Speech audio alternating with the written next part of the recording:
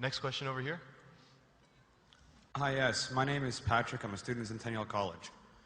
My question is, in Islam it says, Jesus Christ, peace be upon him, is not the Son of God. When we are all children of Allah and born of mother and father, for he is only born of a mother, why is he not the Son of God? Brother Patrick asked a very good question, a very important question. He said that why in Islam is Jesus Christ, peace be upon him, not considered as Son of God? When we all are children of God, he being born of a virgin woman, all the more reason should be. See, brother, if you tell we are children of God, in that way I've got no problem at all. If you read the biblical language, if you say that we are children of God and Jesus is Son of God, in that context, meaning he is person who follows the commandment of God, most verily, all the messengers of God, they are sons of God. But the problem is, if someone says he is not a normal son, but he is the begotten son, then there's a problem. Because if you read the Bible have got sons, the God has got sons by the tons. If you read the Bible, Adam is son of God, Ephraim is son of God, Israel is son of God. It's mentioned in the book of Romans, chapter number 8. All those who are led by the Spirit of God, they are sons of God. That means if you follow the commandment of God, you're a son of God. I've got no problem with that phrase at all.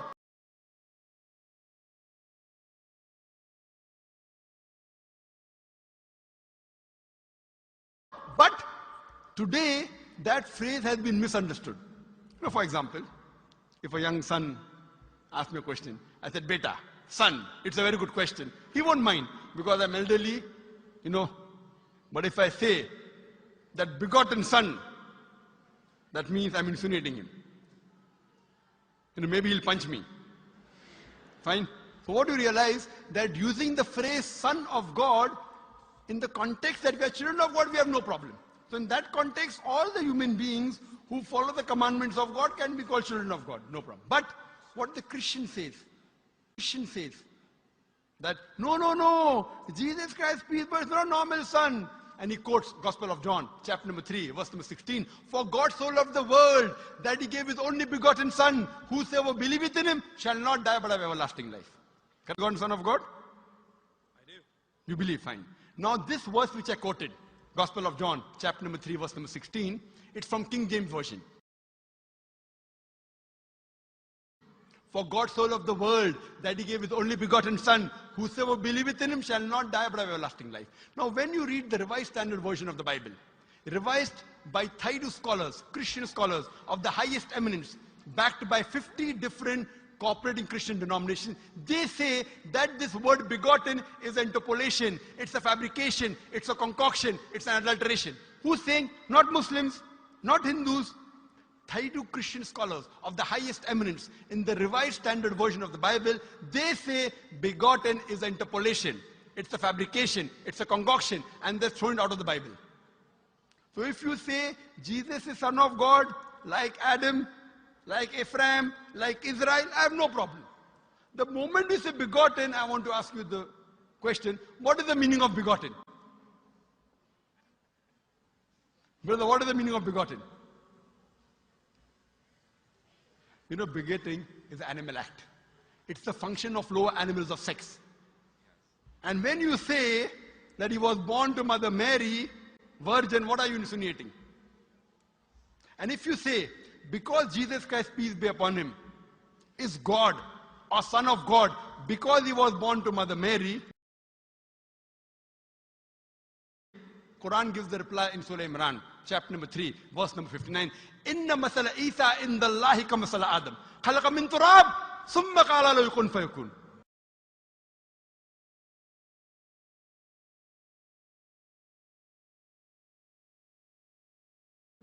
That when they say the similitude of Jesus in front of Allah is the same as Adam.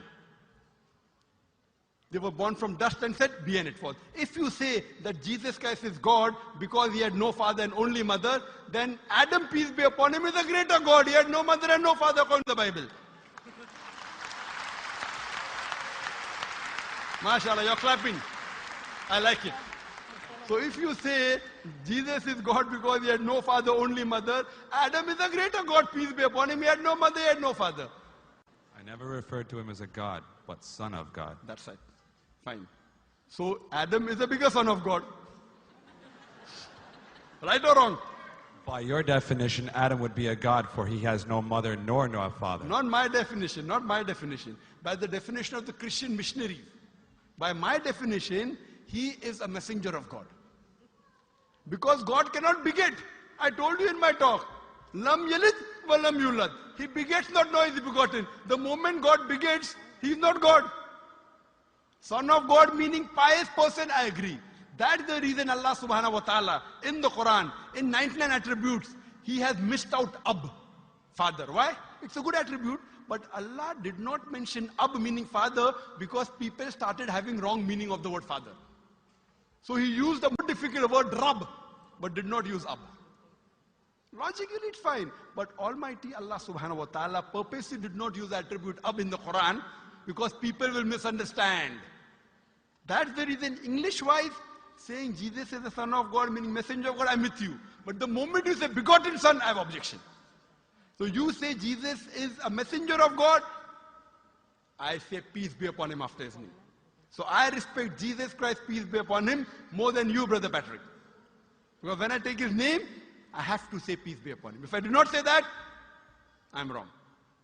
So I love Jesus Christ, peace be upon him, more than you.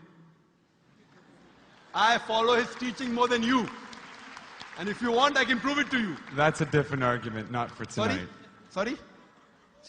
That's a different argument and not for tonight. Okay, fine. I'll give you a few things.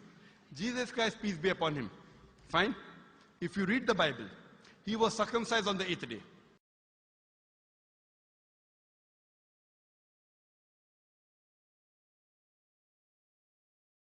Fine? Majority of all the Muslims are circumcised, the Christians aren't.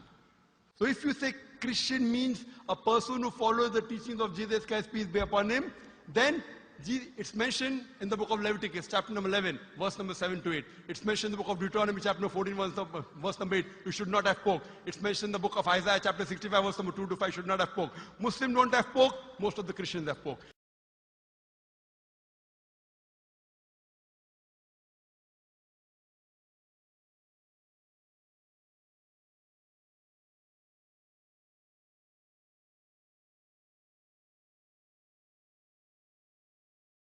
If you read the book of Ephesians, chapter number 5, verse number 18, in the book of Proverbs, chapter number 20, verse number 1, it says you should not have alcohol. Muslims as a whole don't have alcohol. Most of the Christians have alcohol.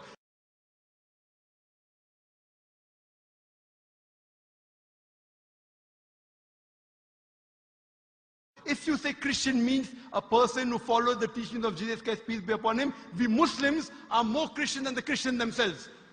We love him. We respect him. If you say, I love Jesus Christ, peace be upon him, but don't follow his teachings, your love is false.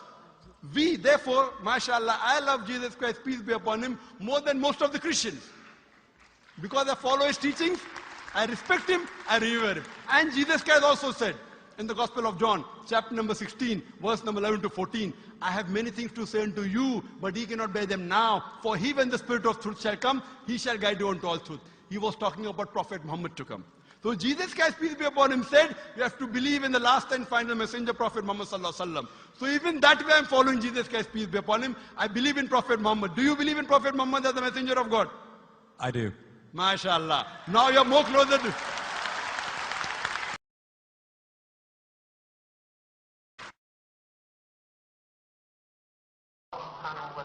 Now he wants to say the Shahada, and then we will move on and say, Ashhadu an la ilaha illallah, la ilaha illallah, wa ashhad